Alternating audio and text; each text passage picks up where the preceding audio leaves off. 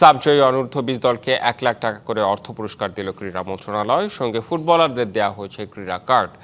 জাতীয় ক্রীড়া পরিষদে দলকে সম্মাননা প্রদান করেন যুব ও ক্রীড়া প্রতিমন্ত্রী আমিনুল হক। রাষ্ট্রীয়ভাবে সম্মাননা পেয়ে উচ্ছ্বসিত ফুটবলাররা সাফের শিরোপা তুলে দিতে চান প্রধানমন্ত্রীর হাতে।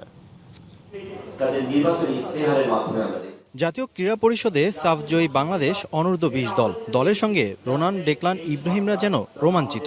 প্রথমবার পেল সরকারি সংবর্ধনা। আমরা তৃণমূল পর্যায়ে খেলাধুলাকে ছড়িয়ে দিতে চাই। আমরা প্রথমে উপজেলা টিম করে উপজেলারা জেলায় এসে খেলবে এবং জেলা থেকে বিভাগ থেকে জাতীয় পর্যায়ে এসে আমরা শেষ করব।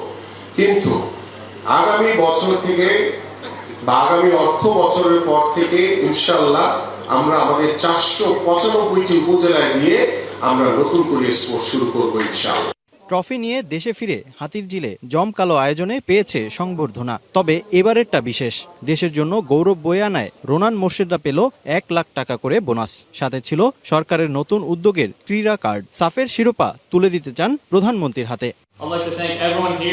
সিলভার টিপ কন্ট্যাক্টে তৈরি নিরাপদ ও নান্দনিক ক্লিক সুইচ নির্ভরতা জীবন জুড়ে। আমি আমার সতীর্থদের ধন্যবাদ জানাই সাপোর্টারদের যারা আমাদেরকে ইন্সপায়ার করেছেন কাপ জেতার জন্য। নতুন সরকার গঠন হওয়ার পরে এই প্রথম ফুটবলে কোনো সাফল্য আমরা অর্জন করতে পারছি। আমরা যেন এই ট্রফিটা প্রধানমন্ত্রীর হাতে তুলে দিতে পারি। বাংলাদেশের ফুটবলটা নিয়ে একটু কাজ করে, তৃণমূল পর্যায়ে যেন ফুটবলটা নিয়ে একটু কাজ করে, যেন বাংলাদেশের ফুটবলটা ভবিষ্যতে আরো উন্নত জায়গায় যেতে পারে। সাবজয়ের পর বয়সভিত্তিক এ দলের পরবর্তী মিশন এশিয়ান কাপ বাছাই। নিঃসন্দেহে এই পুরস্কার বয়সভিত্তিক দলের জন্য বড় অনুপ্রেরণা। ফেডারেশনের রয়েছে বিশেষ পরিকল্পনা। এশিয়ান কাপের জন্য আমরা মাসাধিক কালের জন্য ক্যাম্পেইনের প্রস্তুতি নিচ্ছি, ক্যাম্প করার প্রস্তুতি নিচ্ছি এবং সেখানে হয়তো যারা আজকে আছেন এরাও থাকবেন, আরও নতুন ক্রীড়াবিদ সম্পৃক্ত হবেন ফুটবলের। আলটিমেটলি আমরা আগামী এফসিতে অত্যন্ত আশাবাদী।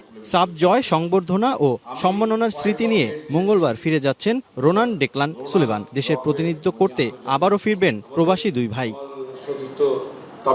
Rifat Miran, DBC news, Dhaka.